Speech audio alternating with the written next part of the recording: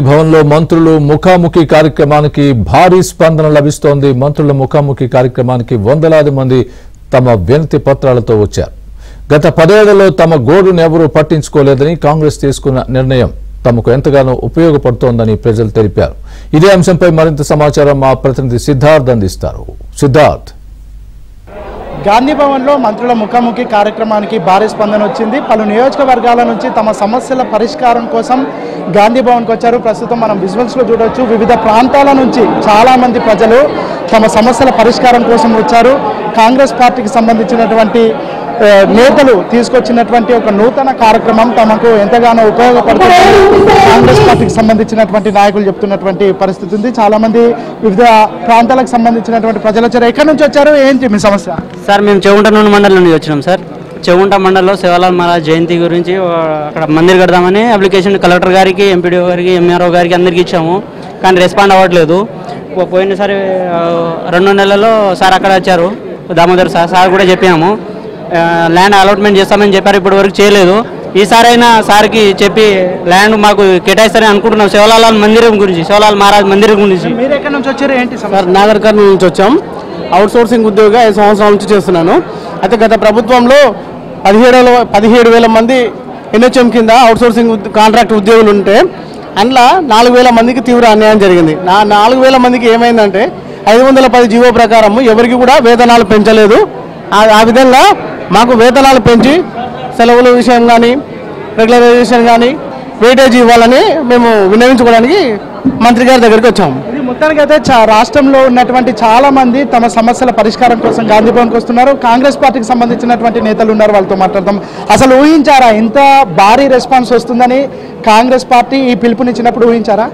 మేము డెఫినెట్గా ఊహించినామండి. ఎందుకంటే ముఖ్యమంత్రి గారు ప్రజాపాలన మొదలుపెట్టినప్పుడు ప్రజాభవన్లో ఆ రోజు స్టార్ట్ చేసినప్పుడు విపరీతమైన జనాలు ఉన్నది. సుమారు ఒక రోజు చూస్తే అయితే 5 కిలోమీటర్ల వరకు కూడా జనాలు ఉండే పరిస్థితి కూడా చూసినాం.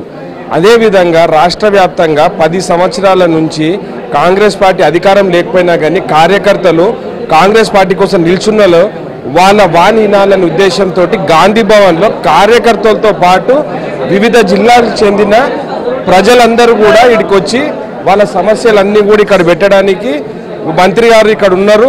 మంత్రి గారు అందరి సమస్యలు వింటున్నారు. అందరి సమస్యలు కూడా ఇమ్మీడియట్ తక్షణమే పరిష్కార విధానంగా కన్సర్న్ మినిస్టర్లకు కూడా దామోదర్ రాజనరసింహ గారు, ఆయన సుదీర్ఘ కాలంలో కాంగ్రెస్ పార్టీలో మంత్రి ఉండే, ఒక ఉప ముఖ్యమంత్రి ఉండే, ఆయనను పెట్టి వాళ్ళ first program CWC member Damodar Rajanarasimha గారితో చేయించింది. ఎందుకంటే కాంగ్రెస్ కార్యకర్తలని ఎప్పటి నుంచో చూస్తున్నారు. ఆయన వినతులు స్వీకరిస్తున్నారు కదా, ఎలాంటి ప్రాబ్లమ్స్తోని జనాలు ఎక్కువగా వస్తున్నారు? చాలా మంది మెడికల్ అండ్ హెల్త్ ప్రాబ్లమ్స్ ఉన్న వాళ్ళు రావడం జరుగుతుంది. వాళ్ళకి ఫ్రీ ట్రీట్మెంట్ కోసం దామోదర్ రాజనరసింహ గారు ఇమ్మీడియట్ రాస్తున్నారు. నిమ్స్కి కానీ, గాంధీకి కానీ, ఉస్మానియా కానీ ఇమ్మీడియట్ రాసి పంపిస్తున్నారు. కొంతమందికి సీరియస్ హెల్త్ ప్రాబ్లం ఉంటే వాళ్ళకి ఫ్రీ హెల్త్ ట్రీట్మెంట్ కోసం కూడా సీఎం రిలీఫ్ ఫండ్ కోసం రాస్తున్నారు. కొంతమంది డబుల్ బెడ్రూమ్లోకి వస్తే వాళ్ళు డబుల్ బెడ్రూమ్లో అర్జీలు కూడా తీసుకోవడం జరుగుతున్నది. గత 10 సంవత్సరాల నుంచి ఒక్క రేషన్ కార్డు కూడా ఇవ్వలేదు. రేషన్ కార్డులు అర్జీ వస్తున్నాయి. ఆ రేషన్ కార్డుల అర్జీలు కూడా అన్ని కూడా తీసుకోవడం జరుగుతున్నది. ఎవ్వరు కూడా వాళ్ళ సమస్యలతో వస్తుంటే ఇమ్మీడియట్ మంత్రి గారు దాన్ని కన్సర్న్ డిపార్ట్మెంట్కి రాస్తున్నారు. సో ఇది చాలా మంచి కార్యక్రమం. పిసిసి అధ్యక్షుడు మహేష్ కుమార్ గౌడ్ గారిది మంచి ఆలోచన. దీన్ని ముఖ్యమంత్రి గారు ముందర పెట్టగానే ఇమ్మీడియట్ ముఖ్యమంత్రి గారు ఈ కార్యక్రమం తీసుకోవడం చాలా హర్షణీయం. మేము అందరం కూడా వాళ్ళకి ఇద్దరికి కూడా కృతజ్ఞతలు తెలియజేస్తున్నాం. దామోదర్ నరసింహ గారు కూడా కృతజ్ఞతలు తెలియజేస్తున్నాం. మొత్తానికి అయితే వివిధ ఈ 10 ఏళ్లలో అనేక పెండింగ్ సమస్యలు ఉన్నాయి. సమస్యల పరిష్కారం కోసం గాంధీ భవన్కి చాలామంది వస్తున్నారు. వీళ్ళు ఎంతమంది వచ్చినా వాళ్ళ వినతి పత్రాలన్నీ స్వీకరిస్తామని కాంగ్రెస్ నాయకులు చెప్తా ఉన్నారు. ప్రతి బుధవారం, శుక్రవారం ఈ కార్యక్రమం 11 గంటల నుంచి 2 గంటల వరకు ఉంటుంది.